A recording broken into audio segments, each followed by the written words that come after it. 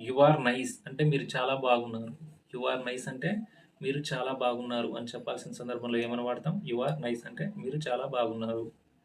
You are very smart మీరు చాలా తెలివైనవారు. You are smart you are very smart అంటే మీరు చాలా తెలివైనవారు అని చెప్పాల్సినప్పుడు మనం ఆ వర్డ్‌ని ఇంగ్లీష్‌లో యూజ్ చేయాలి. ఐ రియల్లీ అప్రిషియేట్ ఇట్ నేను నిజంగానే మిమ్మల్ని అభినందిస్తున్నాను. ఐ రియల్లీ అప్రిషియేట్ ఇట్ అంటే నేను అభినందిస్తున్నాను అని చెప్పాల్సిన సందర్భంలో ఇంగ్లీష్‌లో I really appreciate it.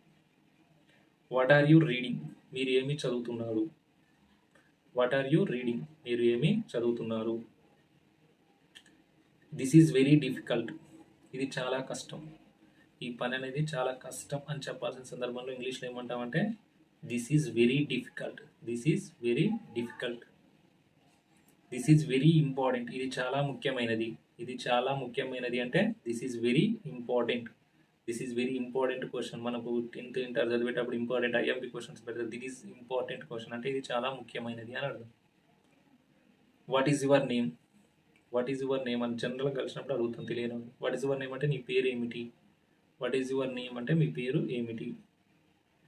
Which is correct ఏది సరైంది? ఇప్పుడు క్వశ్చన్ ఇచ్చి కింద 4 ఆప్షన్స్ ఇస్తాం అట్లా అలాంటి సందర్భంలో విచ్ ఈజ్ కరెక్ట్ అంటే ఏది సరైంది ఎన్నుకోండి అట్లా ఏది సరైంది అని ఇంగ్లీష్లో ఏమంటారు అంటే which is correct. This story is true ఇది కథ కాదు నిజం. ఇది కథ లెక్క చెప్పి ఇదంతా నిజం ఇది కథ కాదు నిజం అని చెప్పాల్సిన సందర్భంలో ఇంగ్లీష్లో ఏమంటాం అది దిస్ స్టోరీ ఈజ్ ట్రూ నేను చెప్పిన కథ నిజం. వి ఆర్ హ్యాపీ మీరు సంతోషంగా ఉన్నాము. వి ఆర్ హ్యాపీ అంటే మేము సంతోషంగా ఉన్నాము. వి ఆర్ హ్యాపీ అంటే మేము సంతోషంగా ఉన్నాము. Will it rain today will it rain today అంటే ఈరోజు వర్షం పడుతుందా? ఈరోజు వర్షం పడుతుందా అంటే ఇంగ్లీష్లో ఏమనాలి విల్ ఇట్ రైన్ టుడే.